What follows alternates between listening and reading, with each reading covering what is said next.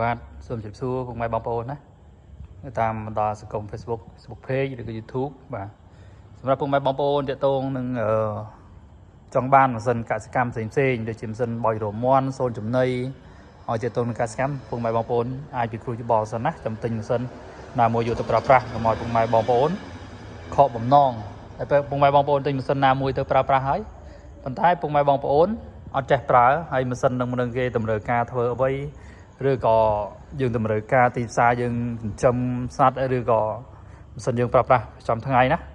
អានឹងតម្រូវការមិនយើងអត់ដឹងទេដោយសារពុកម៉ែបងប្អូនយើងអត់ដឹងដោយសារពុកម៉ែបងប្អូនខ្លះក៏ឃើញគេទិញតែទិញតាមគេយើងទិញទៅគឺវាខាតលុយទី1ទី2គឺខាតពេលវេលាហើយជួនកាលបងប្អូនខ្លះគាត់ឃើញគេទិញតែទិញតែយកទៅទិញទៅហើយប្រើអត់កើតគឺទុកចោលនៅផ្ទះណា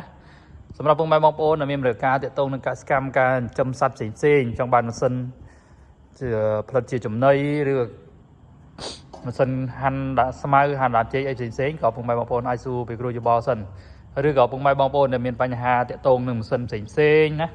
ក៏អាចសួរនាំខ្ញុំបានហ្នឹងហើយសម្រាប់ពុកម៉ែបងប្អូនមិនបាច់ទិញក៏សួរនាំបានហ្នឹងហើយអាចពីគ្រូយោបល់ជូនពុកម៉ែបងប្អូនណារាល់បញ្ហាផ្សេងៗទាក់ទងនឹងកសិកម្មឬក៏ម៉ាស៊ីនសាំងឬម៉ាស៊ីនផ្សេងៗនឹងប្រភេទម៉ូទ័រផ្សេងៗណាដែលពុកម៉ែបងប្អូនដែលមានតម្រូវការឬក៏ខូចដែលមានបញ្ហាអីចង់សួរនាំពីគ្រូយោបល់តើវាមានបញ្ហាអ្វីផ្សេងចង់សួរនាំក៏ខ្ញុំបានអត់មានកំណាញ់ឬកំរិះទេសម្រាប់ពុកម៉ែបងប្អូនដែលចង់ដឹងទាក់ទងនឹងម៉ាស៊ីនផ្សេងៗគឺពួកខ្ញុំអាចប្រាប់បង្ហាញទៅបីពុកម៉ែបងប្អូនមិនទិញម៉ាស៊ីននៅកន្លែងខ្ញុំក៏បានប៉ុន្តែគឺខ្ញុំអាចបង្រៀនពុកម៉ែបងប្អូនឬក៏ចំណាយពេលវេលាខ្លះសម្រាប់ពុកម៉ែបងប្អូនដែលមានតម្រូវការឬក៏មានបញ្ហាទាក់ទងនឹងម៉ាស៊ីនណាគឺកន្លែងខ្ញុំគឺមានគ្រប់ប្រភេទម៉ាស៊ីនដូចជាម៉ាស៊ីនកិនស្រូវម៉ាស៊ីនសូត្រចំណីនិយាយទៅទាក់ទងនឹងកសិកម្មផ្សេងសម្រាប់ពុកម៉ែបងប្អូនដែលចង់បានគឺអាចតំណងបានសួរនាំបានណាទីតាំងគឺលក់នៅទីក្រុងភ្នំពេញខណ្ឌច្បារអំពៅហើយក៏មានសេវាកម្មផ្ញើជូន25ហិតក្រុងហើយមានសេវាកម្មមួយទៀតពុកម៉ែបងប្អូនខ្លះក៏អត់តន់ដឹងទេដោយសារពុកម៉ែបងប្អូនខ្លះក៏ទិញម៉ាស៊ីនទៅតែចាញ់បោកគេយើងវេលុយមកបន្តែគេអត់ផ្ញើឲ្យបានឲ្យឥឡូវក្រុមហ៊ុនខ្ញុំមានសេវាកម្មផ្ញើតាមវិរៈបុណ្យធម្មគឺសេវាកម្ម COD ណាគឺឃើញអីវ៉ាន់ហើយចំពុកម៉ែបងប្អូនចំទូទាត់លុយក៏បានដែរហ្នឹងហើយនេះក៏ជាប្រភេទម៉ាស៊ីនហាន់កិនឈើកិនម៉េចឈើផ្សេងណាសម្រាប់ពុកម៉ែបងប្អូនមានតម្រូវការនឹងតាក់ទងនឹងម៉ាស៊ីនកិនម៉េចឈើនេះគឺជាប្រភេទម៉ាស៊ីនកិនម៉េចឈើណាហ្នឹងហើយសម្រាប់ពុកម៉ែបងប្អូនដែលមើលតាមដាននឹងវីដេអូសូមជួយ subscribe ស្នា YouTube ហើយជួយ like page ឬក៏ Facebook ខ្ញុំមួយបាទផងដើម្បីចែកម្លែកឲ្យព័ត៌មាននេះទៅដល់ពុកម៉ែបងប្អូនខ្លះដែលគាត់មានតម្រូវការនឹងតាក់ទងនឹងម៉ាស៊ីនផ្សេង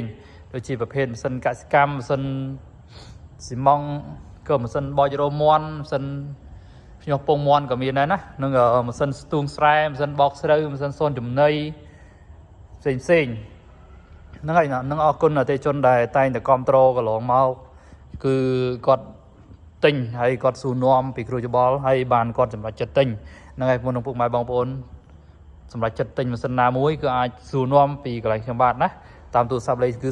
090 គុត43ដើម671ហើយលេខហ្នឹងគឺ Telegram ក៏មានដែរណាសម្រាប់ពុកម៉ែបងប្អូនអាច save Telegram ខ្ញុំបាទម្នាក់មួយដើម្បីជជែកពីវិធីប្រើប្រាស់ម៉ាស៊ីនផ្សេងណាហ្នឹងហើយអរគុណសម្រាប់ពុកម៉ែបងប្អូនតែងតែគាំទ្រ